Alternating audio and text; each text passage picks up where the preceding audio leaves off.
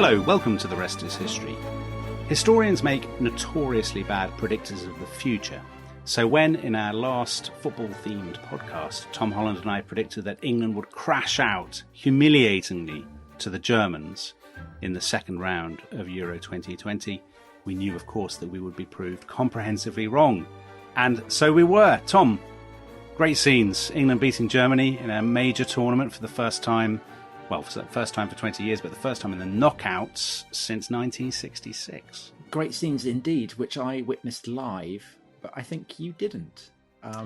That's right. As you said in the episode we recorded on Anglo-German relations preceding that match, you said that you had to go to your son's, was it sports day? No, it was play. It was a play. Oh, it was a play. Yes. I just have a succession of school-themed events. So Sports Day was about 10 days ago, and I missed something else because of Sports Day. And this was Mermaids against Pirates. Pirates versus Mermaids. It was the big clash that everybody was talking about, and I'm happy to report that it ended in a score draw with honours even. And so I went obviously in a very sort of anxious, anxious way, and. As I was sort of sitting there, deliberately not, just the clock had just ticked past 5 o'clock, so the kickoff had happened, and I was deliberately not catching anybody's eye, looking at any of the other dads or anything like this, because I was recording the match and determined to get back to watch it.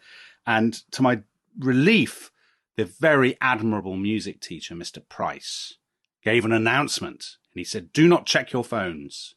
Do not communicate anything about the match, because some of us are recording it." What a wise man.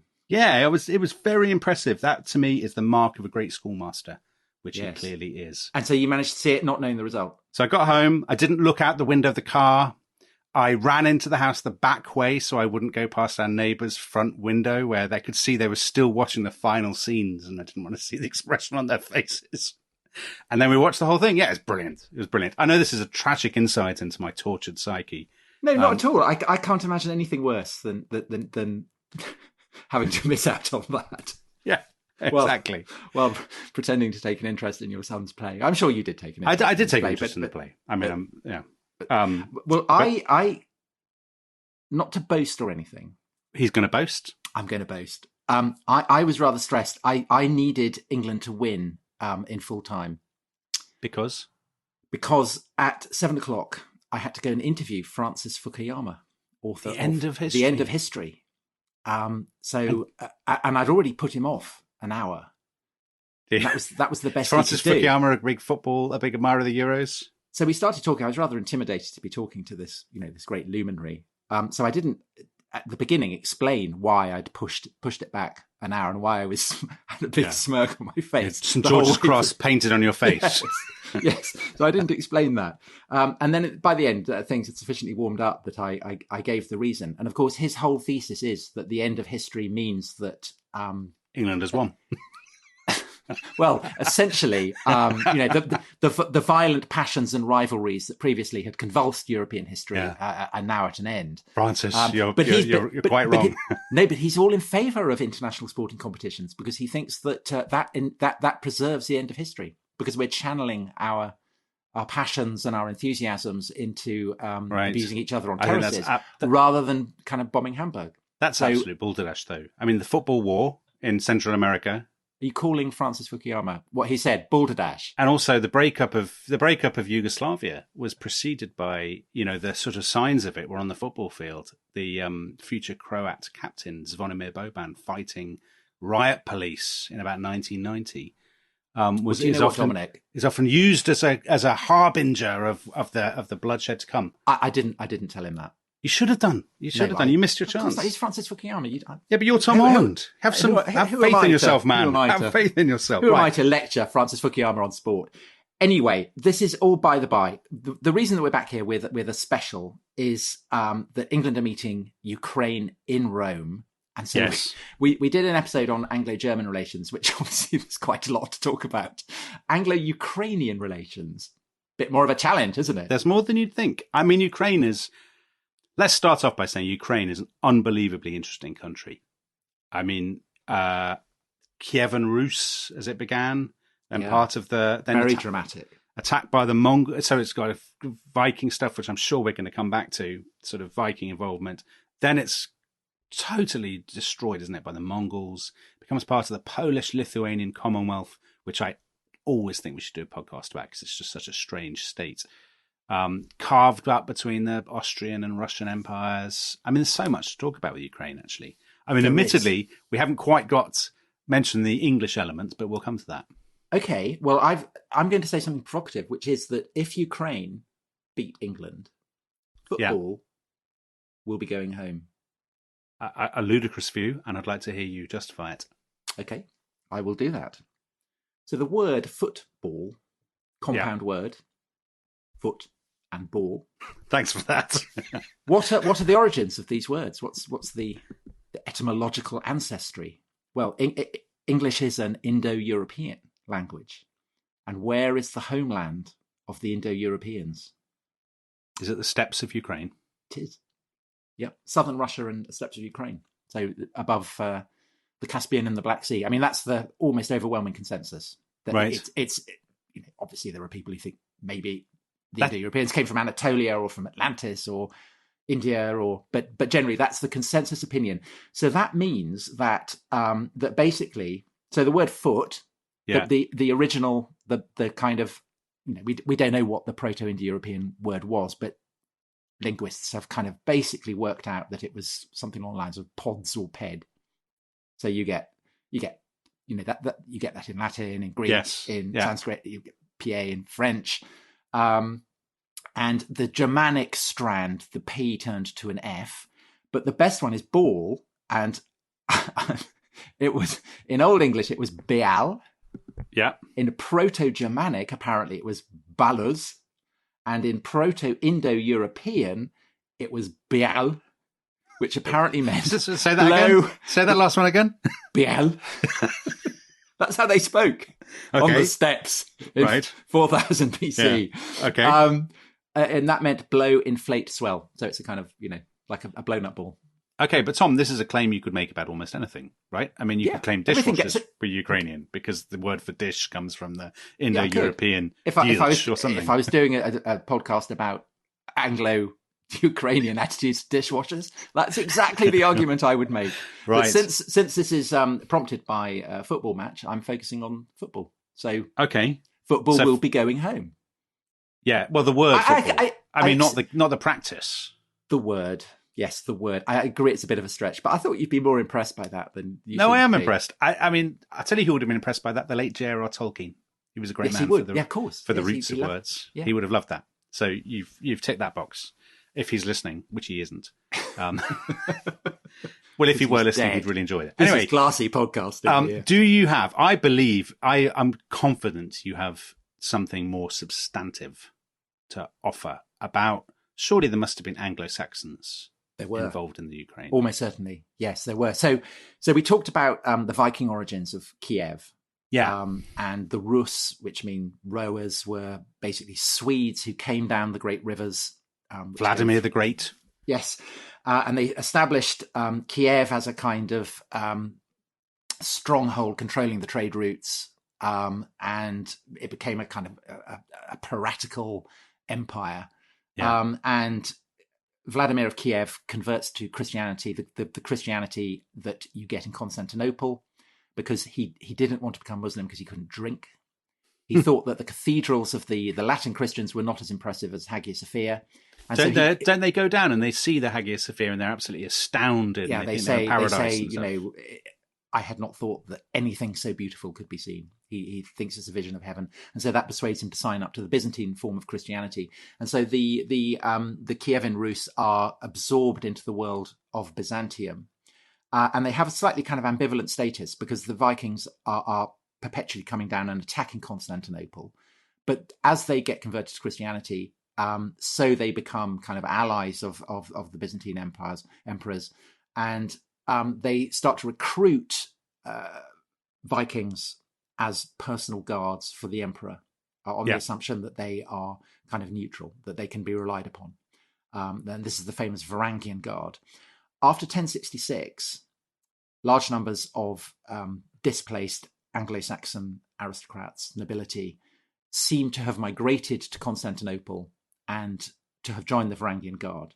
And there are various reports, various kind of sagas, so on, saying that they arrive when Constantinople is under siege, presumably by the Turks. They play a heroic role in this, and as a reward, the emperor says, what can we give you? And some of them say, we would like to form a new England. And there's a wonderful paper by the historian Caitlin Green, who writes fabulous stuff about all kinds of intriguing early medieval, Byzantine coins that pop up in Japan and so on. She's written this fantastic piece about saying, was there truth to this? Did the Byzantine emperor grant a new England to the Anglo-Saxon Varangians? And she argues that it was granted to them on Crimea. Okay. And she said, there are various kind of chronicles, sagas throughout the Middle Ages that make reference to this. In the Edward saga, which is 14th century Icelandic saga, but drawing apparently on 12th century material, to the towns that were in the land and to those which they built, they gave the names of the towns in England. They called them both London and York, and by the names of other great towns in England. So there was a New York in Crimea. There was a New York, a New England in Crimea, apparently. And as evidence for this, Caitlin cites various Italian charts from the 14th, 15th, 16th centuries, which mention a Londina, which is presumably London, and a place called Sasako, which is Saxon, so Saxon town. Nice. Which, so the evidence there is amazing. It's tantalizing, but I think certainly strong enough for a podcast on Anglo-Ukrainian. If Vladimir Putin is listening to this, he will be raging. I mean, he will have cancelled his subscription because he would say Ukraine and Crimea are not the same. If Ukrainian listeners are listening, they will be writing. Well, they will be ordering your books in triumph and saying. But we're looking at this from the medieval perspective, Dominic, and Vladimir is baptized. Vladimir, the first Ukrainian to be Christian, is baptized in Crimea. Right, I did not know. That's interesting. So, that's so. Crimea is part of the Ukrainian world, then, without any question. Yes, absolutely. But that's also why it's so significant for Vladimir Putin and Russia, is that it's seen as the birthplace of Russian Christianity as well. Right. So when the Russians annexed Crimea, there were kinds of extraordinary photos of priests with their long beards casting holy water onto jets and blessing the Russian forces as they were moving into annexed Crimea. So Crimea is a kind of holy place. So it's the Canterbury. Or a bit like Kosovo for the Serbs. So it's this sort of place that's become slightly detached from the, it's not part of the main sort of territory, but Kosovo is a battle, right? I mean, it's Kosovo is a battle, but it has a sacred significance. But I think for both Ukrainians and Russians, the fact that it's baptismal, that it's the wellspring of the Christianity of both Ukrainians and the Russians, gives it a peculiar resonance, because it gives it, it's like Canterbury or Rome or even Jerusalem. It has that kind of holiness to it. That's all. And so when Potemkin captures Crimea for Catherine the Great from the Turks, from the Ottomans, isn't it? Yeah. He says to her, we have captured the birthplace of Russian Christianity, and this is what joins us to Constantinople. And he name references Pompey the Great. He name references Alexander. He says this joins us to the classical traditions and the Christian traditions of our Russia, Russia as the third Rome. So it's sacred, it has this kind of holiness both to the Ukrainians and to the Russians. But of course, to most English-speaking, or certainly most British listeners, Crimea has a significance. The Crimean War. It's what people don't really think about the Crimean War now, but there was a time when the Crimean War loomed so large, thanks to Tennyson and his poem, the Charge of the Light Brigade, the Valley of Death, and all that sort of stuff. The first modern war, some people might say, the Crimean War. Do you think?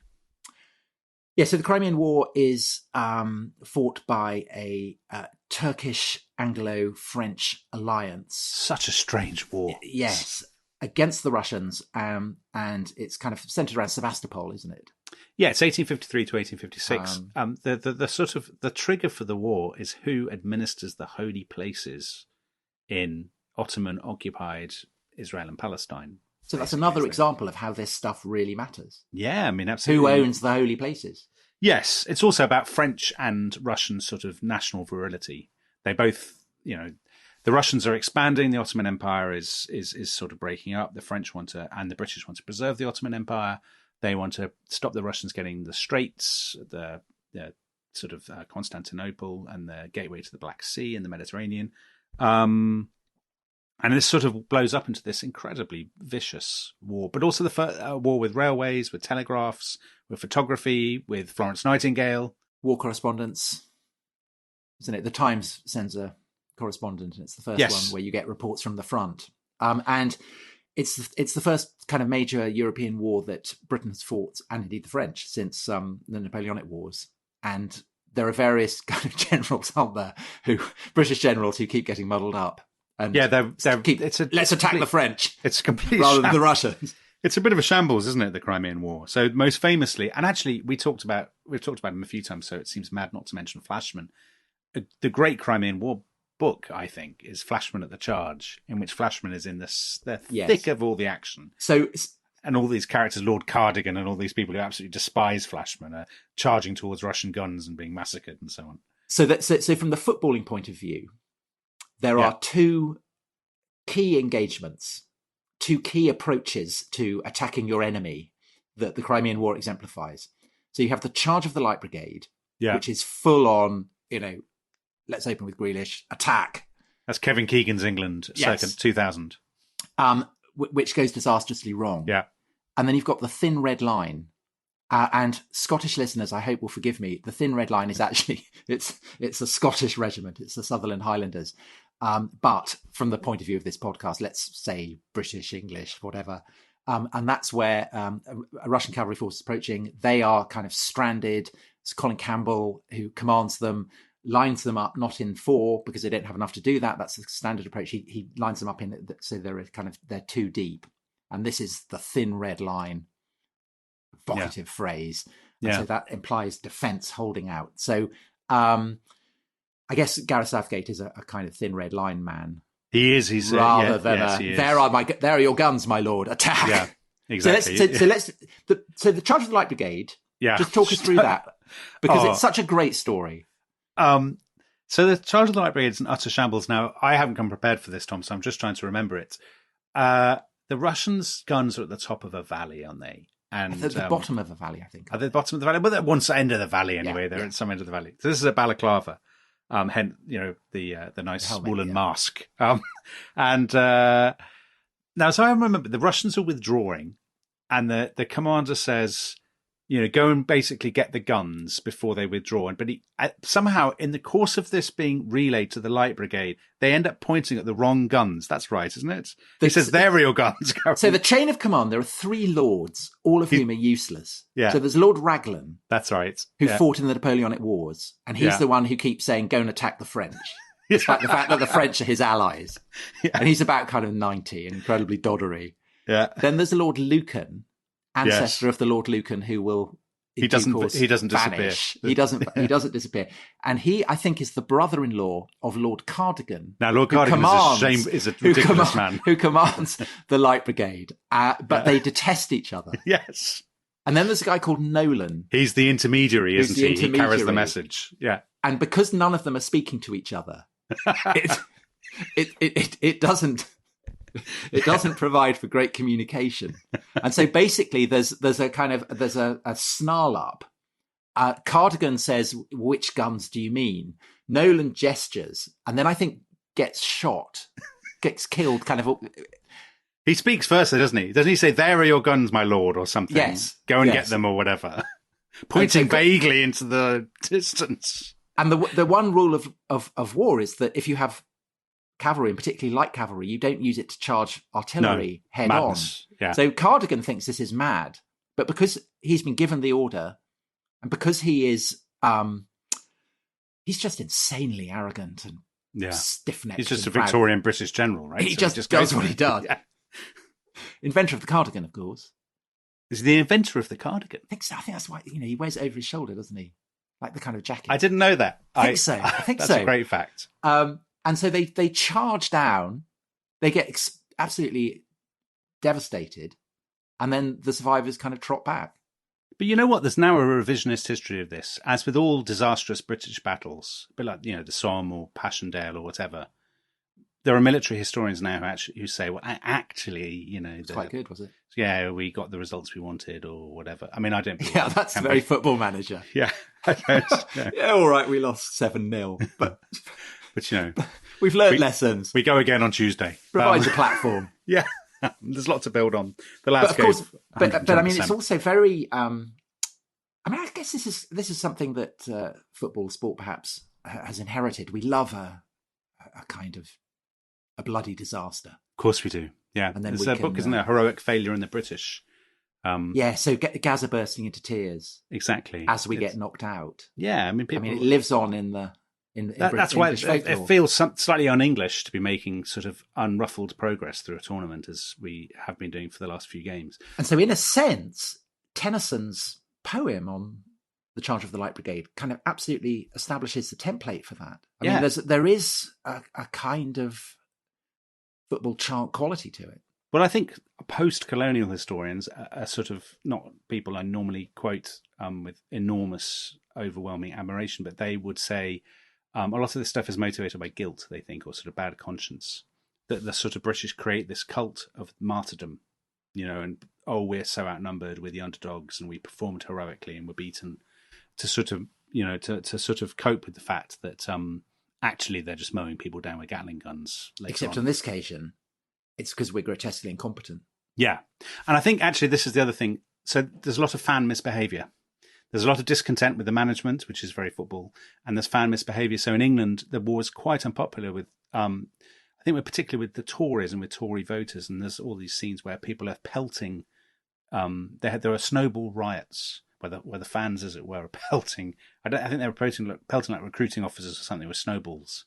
And the government the Earl of Aberdeen, who was the Prime Minister, falls, and then Palmerston takes over. And of course, Palmerston is a great man for attacking foreigners. Gunboats. Yeah, sending gunboats. There are legacies of the Crimean War in lots of towns still. And these when we finally, at the end of the war, we captured Sebastopol. There's loads of old Russian cannons, and they were all brought home, and they were sent all around the country. I mean, there are some they were sent to like Hartlepool. Every town wanted one, particularly towns that had strongly supported the war. So there's one in Abingdon, and there's loads in Canada, actually. There's about 20 still in Canada, these Sebastopol guns, which was sort of, hurrah, hurrah, we've captured these old Russian cannons. And then some of them were melted down in the Second World War to, build Spitfires or something. So there were sort of weird, relics of the Crimean War in sort of market towns all over England. Oh, we're just getting a message from our producer. Victoria Cross medals are still made out of melted down Sebastopol guns. That is controversial, I believe. I think the people have analysed Victoria Cross medals and said, are they Honestly, really... Dominic, just stop ruining... Stop ruining our facts. Yeah, stop it with your historical truths. Well, I mean, and also, of course, the other legacy is nursing.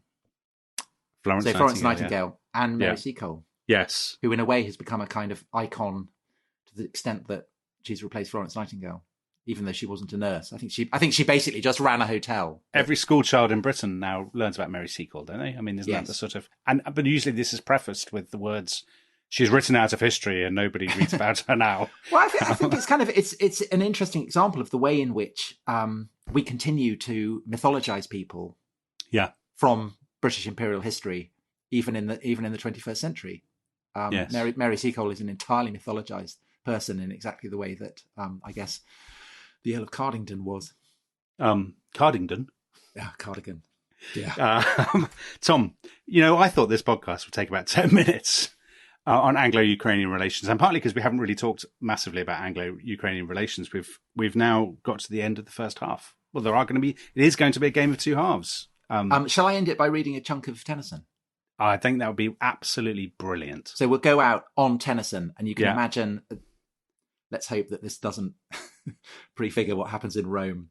Forward the Light Brigade, was there a man dismayed? Not though the soldier knew someone had blundered, theirs not to make reply, theirs not to reason why, theirs but to do and die. Into the valley of death rode the 600.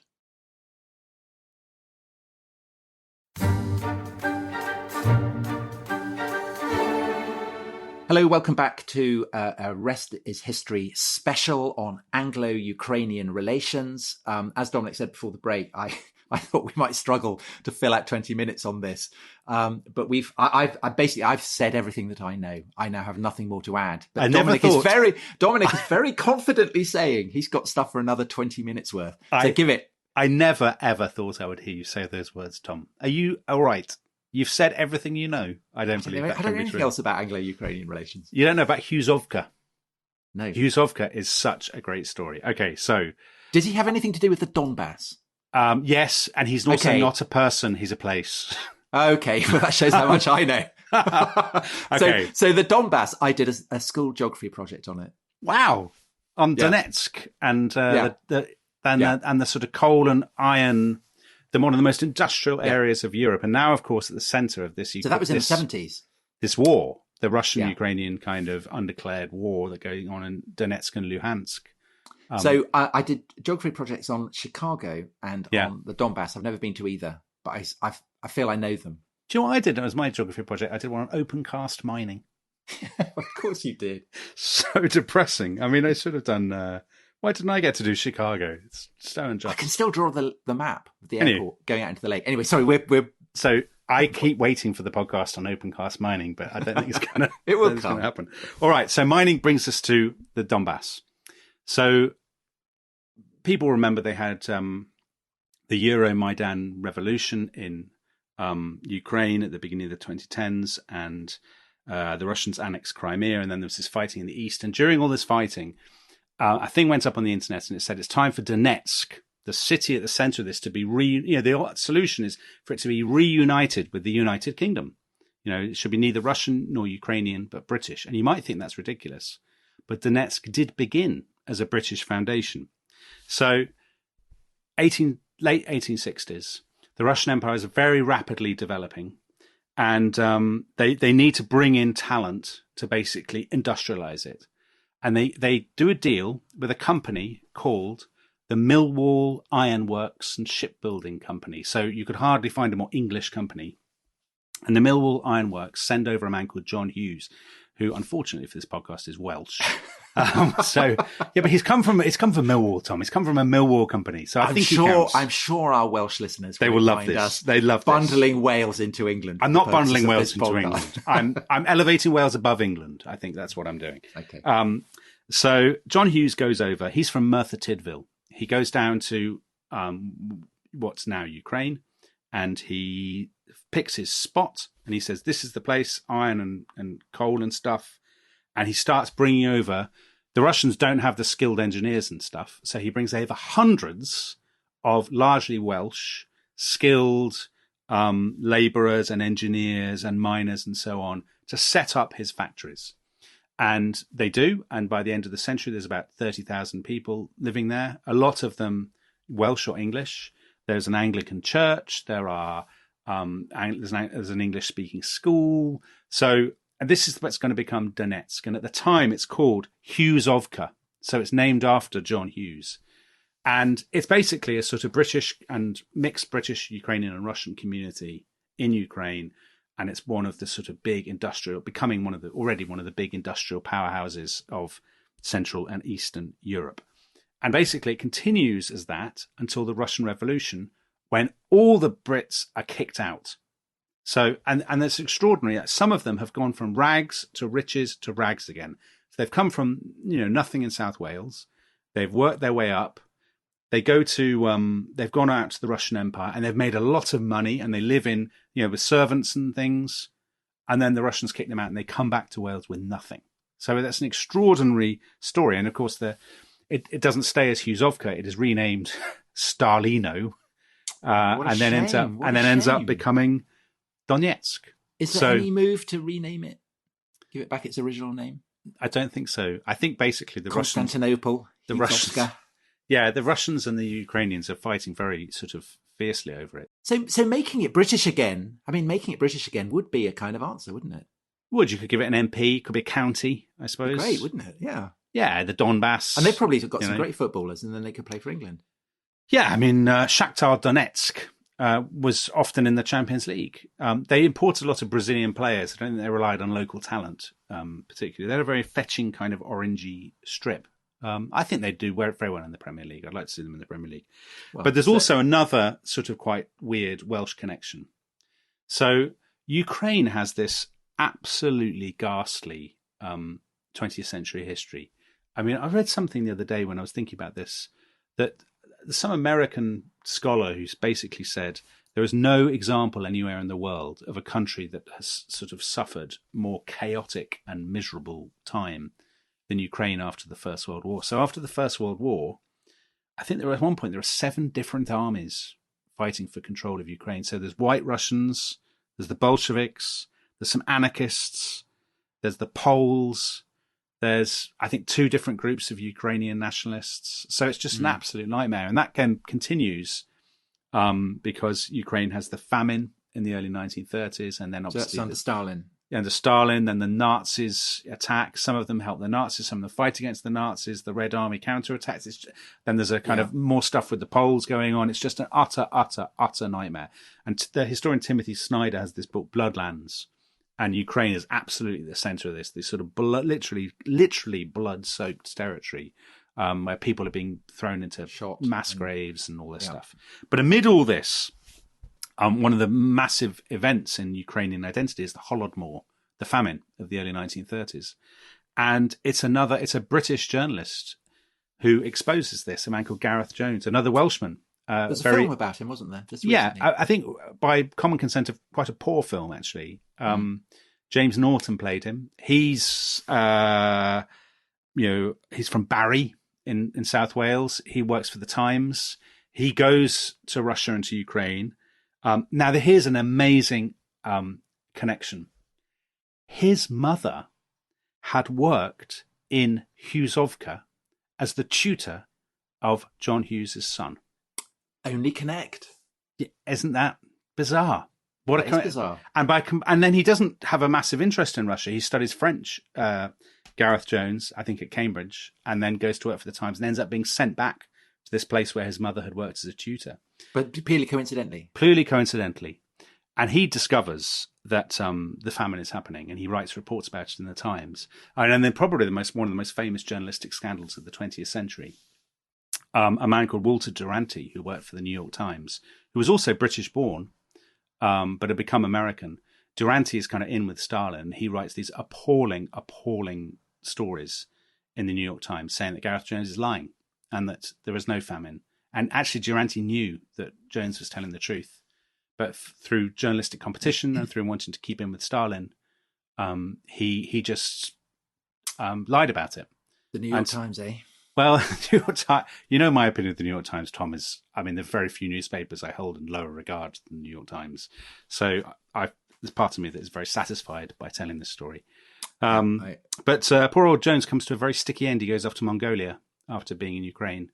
He's banned from Russia, from the Soviet Union. I'm not surprised. He goes off to Mongolia and he's murdered, I think probably by the NKVD, by Stalin's secret police.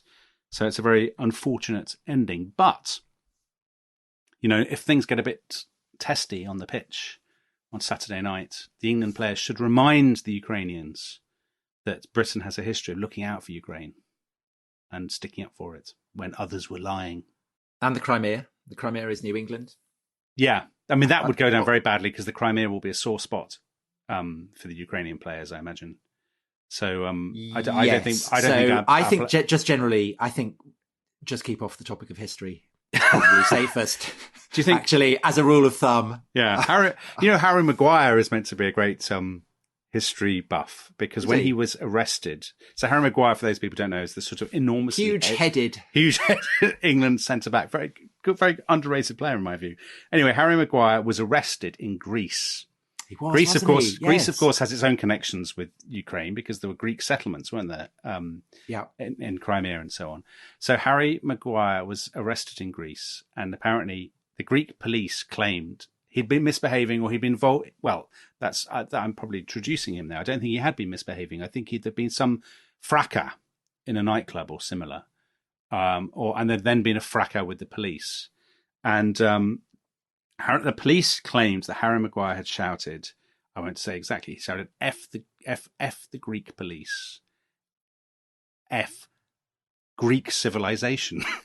When I heard that, I thought, I don't genuinely believe that the captain of Manchester United shouted about Greek civilization at 3:00 in the morning as he was being bundled into the back of a police van.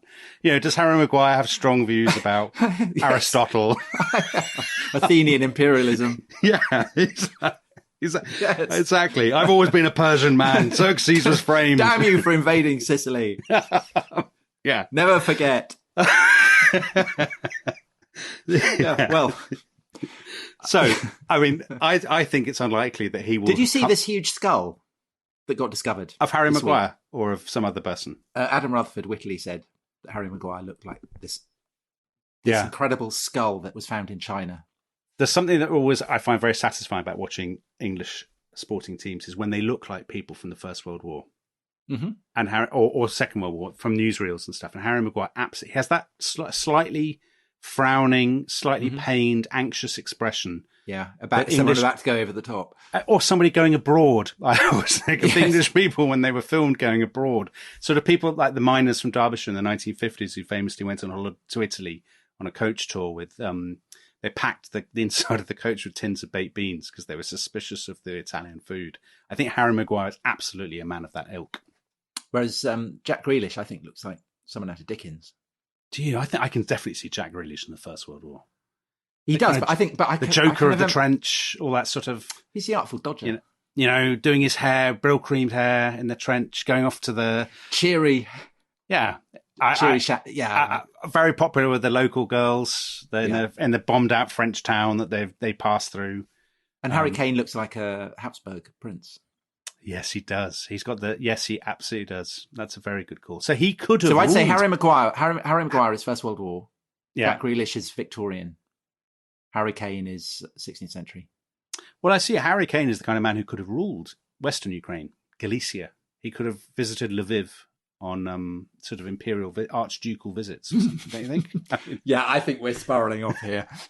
I think we'll be losing our listeners. So, Dominic, if suppose England win, yes, let's. And I think we should say we think they're going to lose because it worked last time. Didn't it did work. So we think they're going to lose. I think it'll be very frustrating, and we'll lose 1-0. Very disappointing. But if we win, then there'd be opportunities for a further one, particularly if it's Denmark, England, Anglo-Danish relations. Anglo-rich. Yeah, that's a great team. I mean, that's basically a podcast series rather than a podcast. Anglo-Czech relations. Well, there's one obvious. Will be another stretch. Yes. I think. No. We've got. Well, I mean, apart from Chamberlain, there's John Dee going to Prague. Okay, so there's great stuff. Yeah, great scenes. We just need to see. What would be a problem for us is, I think, a Czech-Ukrainian semi-final, because I think Czech-Ukrainian relations would be beyond even your mighty talents, Tom. Well, we'll see. Let's hope England win, but as I say, we think they're going to lose. May the best. Well, good luck to the Ukrainians. I hope they play well. I hope they. To be honest, I think the victory would bring Ukrainians greater joy than us, and I think that they need it more. They've had a dreadful. They've had a bad 10 years. They've had a bad century. So if England lose, I will bear that in mind. Yeah, that's a very nice note that thought on which to end. Okay, thanks very much for listening. Bye bye. Okay, bye bye.